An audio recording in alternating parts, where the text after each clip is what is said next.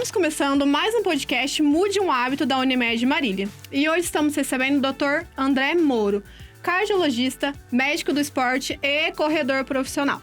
Bem-vindo, Dr. Moro. É um prazer ter você aqui com a gente. Obrigado, Tainá. Obrigado, Andressa, todos da Unimed. Vai ser muito bom conversar com vocês. Doutor, e para começar o nosso papo, a gente queria saber um pouquinho. O senhor estudou aonde? Onde o senhor fez faculdade? É casado? Tem filhos? Conta um pouquinho da sua história. Sim. É daqui mesmo? Na verdade, eu vim para Marília pela primeira vez para fazer faculdade, né? Eu estudei na FAMEMA, entrei na faculdade em 1992, sou nascido em Olímpia. E desde então, eu me formei aqui, saí só para fazer residência e moro aqui, sou divorciado, tenho 2 filhos. E hoje atuo na Cardiosport Marília, uma clínica voltada para cardiologia e medicina do esporte. E corredor profissional, né?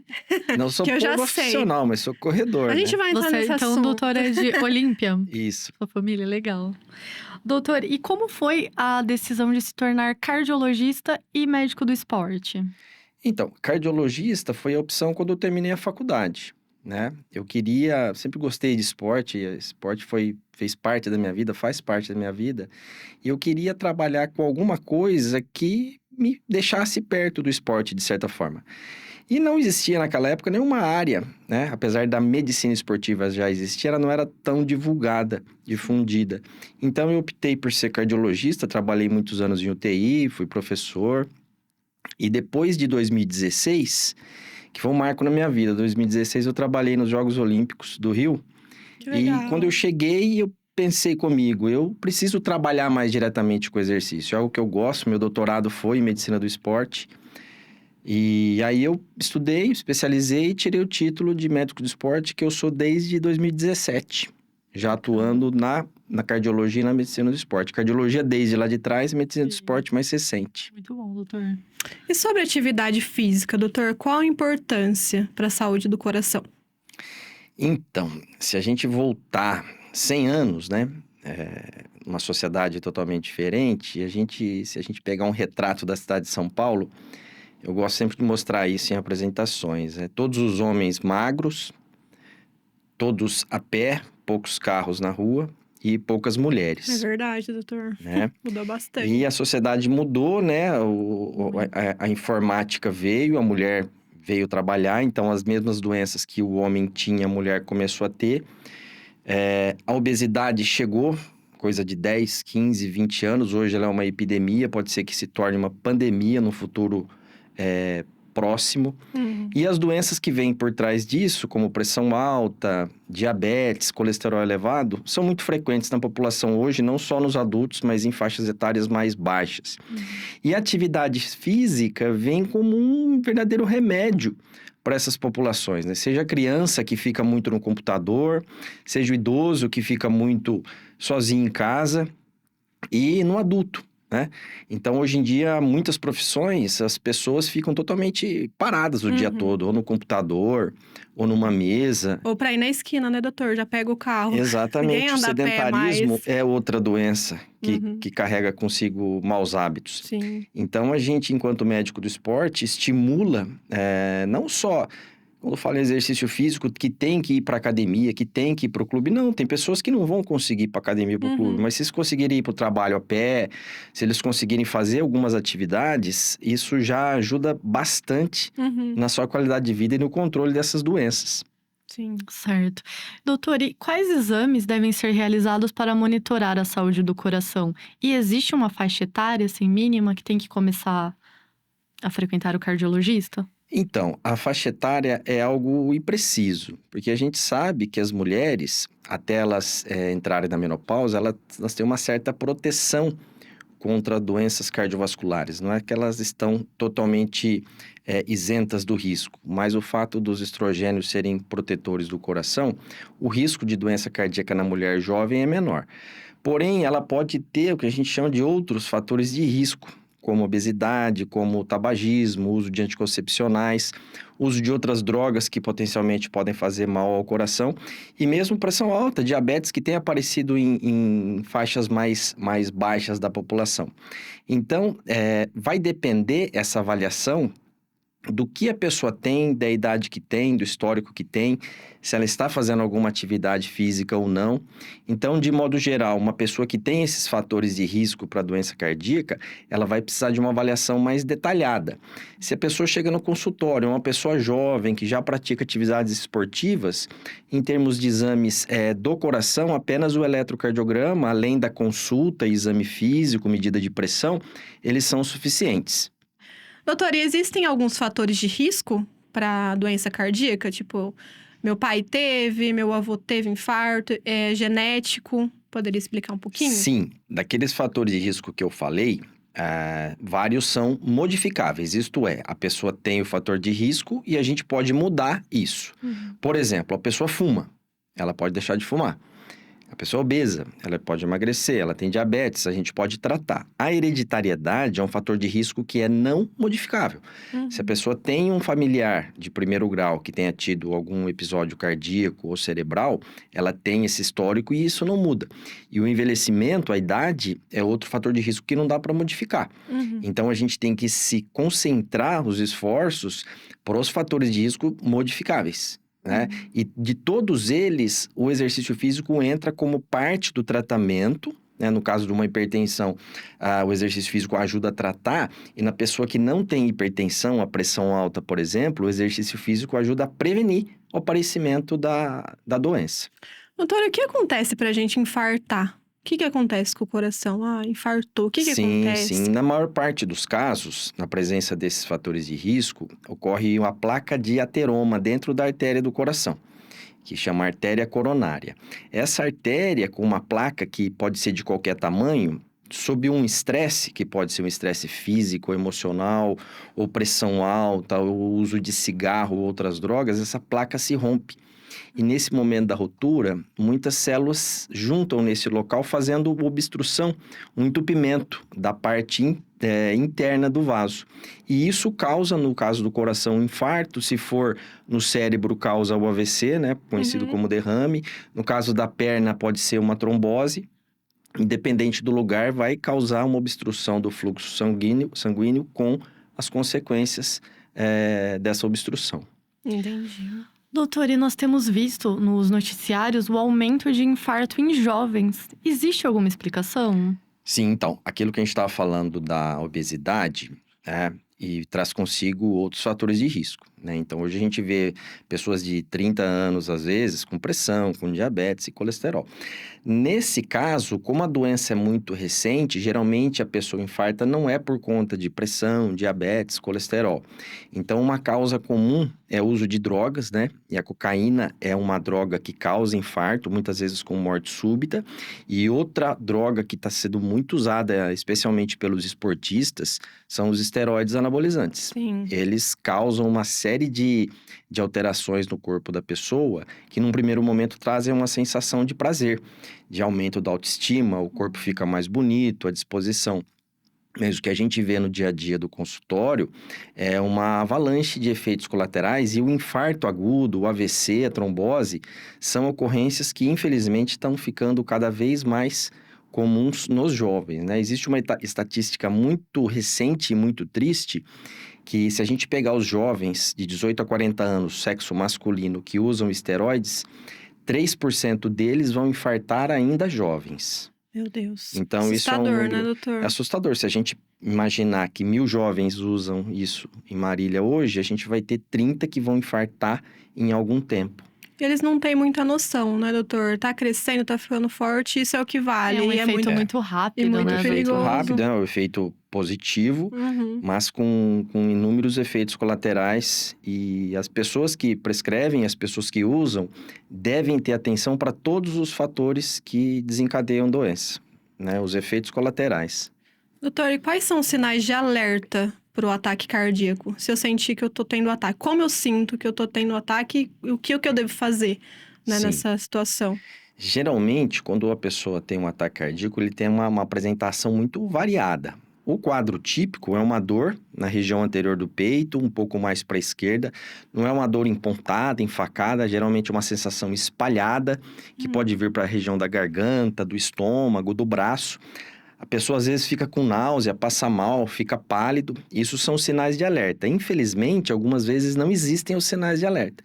A pessoa tem um infarto e em seguida já tem a morte súbita. Ela, de repente, tem uma dor, desmaia e essa não vai ter como ser socorrida. Felizmente, a maior parte dos casos, existem os sinais de alerta. Né? A pessoa está bem e, de repente, ela sente um desconforto que passa. Se essa pessoa tiver os fatores de risco, ou se ela tiver mais de que 35, 40 anos, essa pessoa deve investigar a possibilidade dessa dor ser uma dor de origem cardíaca. Dizem que o coração não dói, né, doutor? Então ele dói. Na verdade, o coração dói, Perto do coração são várias partes, né? Existe a parte externa, que é uma membrana que chama pericárdio, que no pós-Covid foi muito falado, que ela se inflamava, né? Uma membrana chamada pericardite, a doença. Isso dói. O músculo do coração, quando tem deficiência de sangue, como no caso do infarto ou pré-infarto, também dói. Então, coração dói. Dói. Não é um mito, é verdade, gente. Doutor, e a idade, ela afeta a saúde do coração? Afeta. Então, assim, o envelhecimento, ele afeta vários órgãos. Então, a gente, se fizer uma hipótese de uma pessoa de 80 anos, que sempre fez atividades físicas, que não tem nenhuma doença crônica significativa, que come adequadamente, as alterações que esse coração vai apresentar não são alterações que vão limitar a vida da pessoa, né? Então, ele geralmente não apresenta uma disfunção que a gente fala significativa. Tanto que a gente vê cada vez mais pessoas idosas nas academias, nas corridas, nos eventos, né? A caminhada da Unimed mesmo, a quantidade de idosos, esse ano estava muito frio. 90%, mas eles foram, Eles foram, né? Frio e chuva, né? Muito, né? Então, assim, para o coração saudável envelhecer, é tranquilo. Agora, se a pessoa ou fumou, ou usou drogas, ou pressão alta mal controlada, diabetes, aí começa a ficar um quadro mais complicado. Doutor, outro assunto recente que foi muito abordado na mídia foi a embolia pulmonar. Né? O senhor poderia explicar por que acontece, como acontece? Sim. A embolia pulmonar é a obstrução de uma artéria que se chama artéria pulmonar, que ela sai do lado direito do coração e vai para os pulmões. Vários fatores podem levar a essa obstrução. Por que foi falado muito recentemente? Porque uma das alterações da infecção pelo Covid foi um engrossamento do sangue, né? O sangue, as plaquetas, elas ficaram num número maior e elas podiam entupir vários vasos.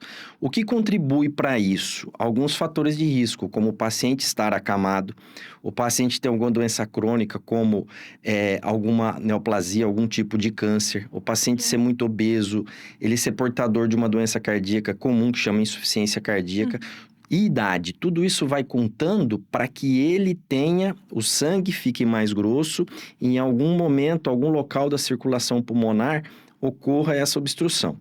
E isso pode ser de vários tipos de gravidade. Se for uma obstrução numa artéria num ramo da artéria muito pequeno, isso não causa qualquer manifestação, não causa qualquer sintoma.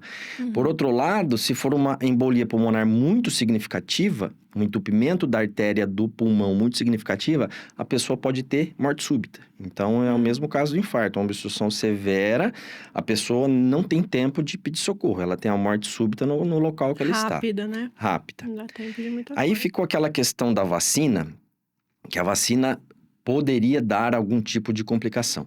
Então, eu costumo falar que todas as drogas têm os efeitos terapêuticos e os efeitos colaterais. Quando uma droga é aprovada, quando os efeitos terapêuticos são muito maiores do que os efeitos colaterais. Então, se a gente olhar, pensar e lembrar naquela curva de mortes da Covid, quando a população começou a ser vacinada, a curva caiu assustadoramente, infelizmente, né? Então, a vacina pode ter tido, algumas pessoas tiveram complicações, mas isso não quer dizer que a pessoa não deva se vacinar por conta da possível complicação, né? Dipirona é um remédio simples que todo mundo toma por si só e ele pode trazer complicações. Sim. Mas os efeitos terapêuticos, o efeito que a gente quer de tirar a dor, tirar a febre, são muito mais frequentes e maiores. Então, ficou essa sensação e muita gente ficou reticente em se vacinar por conta do medo, né, da trombose por vacina, mas é muito melhor se vacinar. Doutor, então o engrossamento do sangue é um fator perigoso? É um fator perigoso, é um fator perigoso. E eu estava falando de esteroides anabolizantes, uma das alterações que a gente encontra, no exame de hemograma, a gente tem um índice que chama hematócrito e hemoglobina. A produção de esteroides, o uso de esteroides aumenta isso, então o sangue fica mais viscoso e por isso que algum desses indivíduos tem trombose, tem infarto e tem AVC. Existem outras doenças da medula que elas fazem o nosso corpo produzir mais células vermelhas e o sangue ficar mais grosso. Entendi. Pessoas que fumam muito também têm essa alteração, entendeu? O sangue fica mais fácil de ser coagulado. Entendi. Doutor, e o que é calorimetria? E para quem é recomendado? Calorimetria indireta de repouso é um exame que serve para medir a taxa metabólica basal. O que é isso? Taxa metabólica basal é a quantidade de calorias que o nosso corpo gasta para ficar em repouso. Então, a gente paradinho aqui, se a gente não estivesse fazendo nada, o nosso coração está batendo, gasta caloria. A musculatura nossa dos pulmões está mexendo, gasta caloria. Os intestinos também estão mexendo, gasta caloria. A atividade elétrica do cérebro e também o gasto calórico para manter a temperatura do corpo em 36. Isso é o basal. Isso é individual de cada pessoa. Dependendo do tanto de atividades físicas, ou se essa pessoa não fizer atividades físicas, existe um aumento da taxa metabólica basal. Então, vou dar um exemplo. A pessoa tem uma taxa metabólica basal de 1.200 calorias e ela é sedentária. Então, o gasto calórico total dela vai por umas 1.350, 1.380 calorias. Se essa pessoa, por outro lado, faz atividades físicas todos os dias, 1 hora, corre, pedala, nada, faz musculação, o gasto calórico total é muito maior. E esse número, que é o gasto calórico total, vai nos orientar para saber que tipo de comida vai comer. Quero emagrecer, precisa fazer um déficit calórico, comer menos do que gasta. Tô atenta, dicas, doutor. Isso. Janeiro eu tô lá, hein, doutor? Quero ficar podcast. Déficit calórico. Quero ficar mais forte, precisa fazer um acerto. Testosterona, brincadeira. Não, jamais. Dieta com mais proteínas e mais carboidratos. Entendeu? Além disso, a gente consegue medir se o nosso corpo está usando mais gordura ou mais carboidrato para fazer energia. Então, se a pessoa come muito carboidrato, ela usa mais carboidrato e não usa a gordura, não queima a gordura.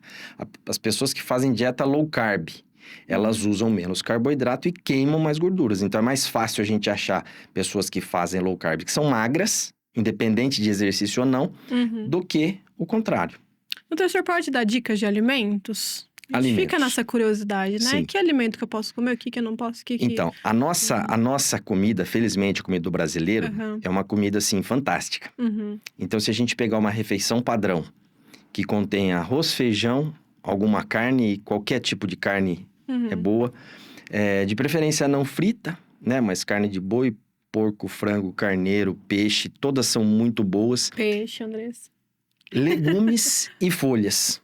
Porventura, às vezes, ovo. Se a pessoa comer essa refeição 2 vezes ao dia, ela vai ser uma pessoa provavelmente muito bem nutrida. É claro que tem algumas exceções. Por exemplo, a pessoa tem uma dificuldade para perder peso, então a gente faz um ajuste com menos carboidratos. Por exemplo, o arroz é um carboidrato, o feijão é um carboidrato. E aí, da parte de legumes e folhas, é muito importante a gente saber que os carboidratos que são raízes, por exemplo, cenoura, mandioca, batata doce, batata inglesa, a mandioquinha, a beterraba, elas são mais calóricos. Então, o que seria interessante a pessoa comer bastante?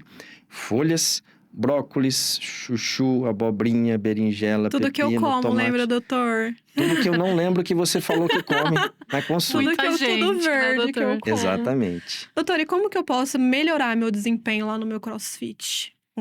Segurança. Então, desempenho, né? Performance é uma palavra que é muito na moda, né? Sim. E é muito importante a gente falar disso, porque isso geralmente não é alcançado com medicamento. Sim. Às vezes a pessoa dorme tarde, dorme mal, se exercita perto da hora de dormir ou não se exercita, né? Não tem uma higiene do sono adequada, né? Não mastiga direito. Então, tudo isso vai levar a uma piora da performance. Não então, faz nada disso e quer não ser faz a nada top, disso. né, doutor? Tudo bem. Exatamente. Então, o que seria a Eu vou orientação? melhorar. Comer uma comida de verdade. E a nossa opção, como eu falei, no Brasil aqui é muito, muito vasto, Rico, né? né? Muito rico. Ter uma higiene do sono boa. Então, assim, o celular faz parte da nossa vida Nossa. de uma forma, parece que é um casamento, né? De todos nós com o Sim. celular. Sim. Mas seria o ideal não ter essa dependência do celular. Fazer Inclusive antes de dormir, né, doutor? É isso que eu tô falando, antes de dormir Porque a mesmo. gente Isso fica prejudica vidrado. muito o sono. Uhum. E não tendo uma boa noite de sono, não tendo uma boa alimentação, os exercícios físicos se tornam, na verdade, um peso, né? Uhum. Então, é um contrassenso a gente querer performance se a gente não dá Sim. o alimento, o sono e o repouso para o nosso corpo de uma forma adequada. Eu tenho dormido muito mal, né, doutor? Eu percebi que quando eu voltei, eu não conseguia mais fazer. E eu suava muito. Muito, muito. Coisas que eu não suava. E eu voltei e eu não conseguia realizar os exercícios e eu suava demais. Sim. O que é muito notável de a gente perceber é que, às vezes, a pessoa envelhece 2, 3, 4 anos. Ou passa por uma gestação, pela pandemia, que as pessoas ficaram sedentárias. Um sintoma é comum, o cansaço. Aí é o cansaço ou por descondicionamento, ou por ganho de peso, ou por uma noite mal dormida. Aí é o conjunto de coisas. Então, eu sempre gosto de falar que a pessoa precisa reordenar a vida dela com o mínimo de drogas possível, né? E existem drogas muito boas que ajudam a pessoa a dormir, que ajudam a pessoa a ficar feliz. E eu sou a favor de medicamento Serotonina. que aumenta a serotonina, né? Serotonina tá Mas errado, gente. que seja de uma forma bem indicada, Sim. né? No remédio não é para todo mundo, é para as pessoas que precisam, né? Exatamente. A gente consegue melhorar a vida das pessoas sem usar tantas drogas como... Pra Sem dormir eu não prejudicar, tenho esse né, problema, doutor? doutor. Eu Sem prejudicar apago. o corpo, né, doutor? Exato. Doutor, e praticar atividade física 3 vezes por semana é o suficiente? Qual o recomendado? Então, depende. Senti uma indireta, doutor. Depende do objetivo. As É que pessoas eu perguntam. falo, eu vou 3. Aí, doutor, eu vou uma. Não, Às a vezes maioria, eu né? vou- Você vai numa academia, começar uma eles academia dão- nova, eles perguntam, né? Sim. O mínimo é Mínimo é 3 três vezes, vezes. eles Sim. geralmente falam.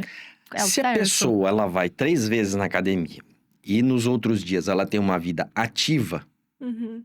né? É suficiente. Agora, a pessoa está muito acima do peso e ela está comendo tudo errado. E ela quer fazer exercício 2 vezes na semana ou 3 vezes na semana. Não é suficiente. Uhum. Ou a pessoa é muito magra, ela quer ficar mais forte. Então, isso necessita um exercício resistido, um exercício de força, necessita uma alimentação, necessita muitas vezes uma suplementação. Uhum. Então, para cada objetivo, existe um exercício que é melhor indicado. De modo geral, qual exercício que é bom? Todos são bons. Uhum. Entendeu? Então, eu sempre tento orientar o paciente a fazer exercício de força, que vai ajudar não só o coração, mas articulações, tendões, músculos, né? Sim. Muito importante a gente pensar como a gente vai estar sentando no vaso aos 80 anos. Uhum. Se a gente vai estar sentando sozinho, se a gente vai estar entrando num carro sozinho. Porque hoje é muito comum a gente ver pessoas jovens não conseguirem amarrar o sapato. É verdade, doutor. Tem que começar agora, né, doutor? Pra ver lá no futuro como vai ser. Para agora e para ter um envelhecimento Saudável. saudável. Doutor, e tem feito muito calor nesses dias, né? E qual a recomendação o senhor dá para o exercício físico nesses dias mais quentes? Sim, muito importante isso. Fugir dos horários de pico. Uhum. Então, 9 da manhã, tem dias que está acima de 30 graus. 18 horas ainda também. A Uhum. pessoa precisa fazer o exercício, mas nesses horários pode ser prejudicial. Principalmente pessoas que já têm alguma comorbidade. Uhum. Então, às vezes, é uma pessoa de idade que toma um remédio de pressão. E a gente sabe que o centro da sede no idoso, ele não é igual ao nosso. A gente sente sede, o idoso não sente. Aí ele vai fazer o exercício, pouco desidratado, num horário de muito calor, a pressão cai e vem as consequências, como queda, como até acidentes mais graves. Sim. Então, a orientação é hidratação. Se for um exercício de curta duração, meia hora, a pessoa se hidrata em casa, se nutre e vai fazer o exercício. Se for um exercício de longa duração, mais de 1 hora, é necessário que leve água ou algum isotônico ou alguma coisa líquida que sirva de parâmetro para hidratar. Se for fazer exercício no fim do dia, também toma cuidado com isso. E se hidratar durante o dia. E um parâmetro muito importante é a cor da urina. A gente tem que ter a urina amarelo claro e não amarelo escuro, não laranjado, né? Então, a hidratação é muito importante nesse período. E a gente acorda 8 horas e parece que a gente tá acordando meio-dia, 1 hora já, né? Um Tá muito quente, né, calor. doutor? E eu não sabia dessa dos idosos, doutor. Então eles sentem Sim. menos sede. Idosos e crianças sentem menos sede. Você não sabia. Tanto que, às Tudo vezes, bem. as crianças vão brincar no verão. Se algum pai notar, o xixizinho do filho vai estar muito concentrado. E a hora que ele Uhum. quer tomar água, ele quer tomar tudo de uma vez. Porque ele não Entendi. E percebeu, ele nem quer parar, né, doutor, de antes. brincar. Fica... não quer parar. O idoso é muito Verdade. comum chegar até nos prontos-socorros, a gente olhar a língua. Só falta idoso? água, querido. Muitas vezes a pressão está baixa por conta da água que está Aham. faltando. A gente E olha a não língua, sente. fica a língua muito seca. E é um sinal de desidratação, que nessa época é muito Eu tenho comum, esse né? problema também. Eu tento tomar água, né, Andressa? Eu tento, mas eu não consigo. Precisa eu tomo tomar. um pouco, Eu aí depois eu gosto. vou tomar mais um pouquinho. E a Andressa tá aqui, ó. Glu, glu, glu. E eu lá. Plena, Doutor, mas eu vou melhorar também. doutor, e nesses anos de profissão, tem alguma história interessante para nos contar? Nossa, Algum caso, assim, Busque na diferente? memória, doutor. eu vou contar um episódio que não é da profissão, mas não é. Tá, Não tem fica à problema. Eu vontade, doutor. trabalhei, A como eu gente falei, adora os fatos curiosos. eu trabalhei nas Olimpíadas do Rio de Janeiro e a gente precisou chegar uns dias antes, porque eu trabalhei no remo e os atletas estavam treinando lá na Lagoa, Rodrigo de Freitas, e precisava ter médico. E aí, um dia antes da abertura, eles estavam vendo os médicos que eram candidatos a trabalhar na abertura. E eu falei, eu tô candidato, eu tô aqui, quero ir. Eu fui trabalhar na abertura. E aí, fizeram uma reunião antes, né? Bem antes da abertura começar. E colocaram alguns médicos em alguns pontos do Maracanã. E eu, como não conhecia muita gente, eu fiquei numa salinha para atender possíveis emergências dos atletas. Uhum. Falei, poxa, mas hoje o atleta não vai ter emergência. Ele veio desfilar e vai embora. E teve.